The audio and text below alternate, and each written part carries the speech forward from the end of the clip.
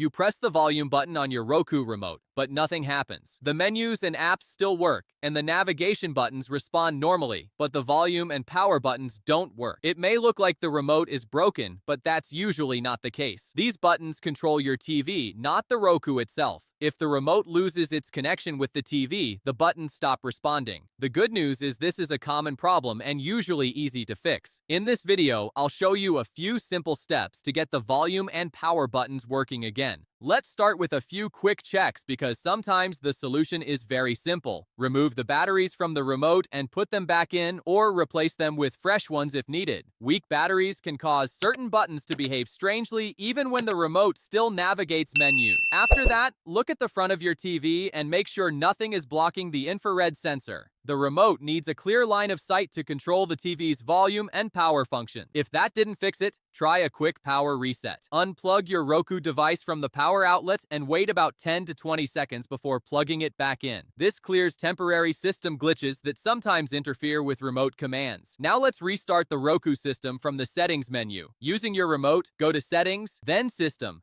then Power, and select System Restart. Wait for the device to fully restart, and then test the volume and power buttons again. If the buttons still don't work, the next step is to repair the remote connection. Remove the batteries from the remote, then press and hold the pairing button inside the battery compartment. Keep holding it until you see the pairing message appear on your screen. Once the remote reconnects, test the buttons again. Now, let's move to the most important step, because this is what fixes the problem for most people. You need to set up the remote to control your TV. Go to Settings, then Remotes and Devices, select Remote, and choose Set up Remote for TV Control. Follow the on-screen instructions and complete the audio test. When asked, choose the correct TV brand. Once the setup confirms success, try the volume and power buttons again. If the volume still doesn't respond, another option is changing how the remote controls the TV. Start with the infrared setup, which is the standard way the remote communicates with the TV. If that still doesn't work, try using HDMI CEC control instead. This allows the Roku to control the TV through the HDMI connection. For HDMI CEC to work, your Roku device must be connected to the TV using an HDMI cable. You will also need to enable HDMI CEC in your TV's settings. Depending on the TV brand, this feature may appear under different names like Bravia Sync, AnyNet Plus, ARC, or T-Link. These are all versions of HDMI CEC that allow external devices to control the TV. If the problem started after a Roku update, run the TV control setup again and restart the device once more. In many cases, this issue is caused by a configuration glitch rather than a broken remote. If none of these steps fix the problem, you can still control the volume using the Roku mobile app as a temporary solution. The app works as a remote and allows you to adjust the TV volume until the physical remote is working again. At this point, you've ruled out battery problems, pairing issues, TV control setup errors, and connection glitches. In most cases, one of these steps restores the volume and power buttons. If this video helped you fix the issue, give it a thumbs up and subscribe for more easy tech fixes. And let me know in the comments, is it just the volume button not working or both volume and power? Thanks for watching, and I'll see you in the next video.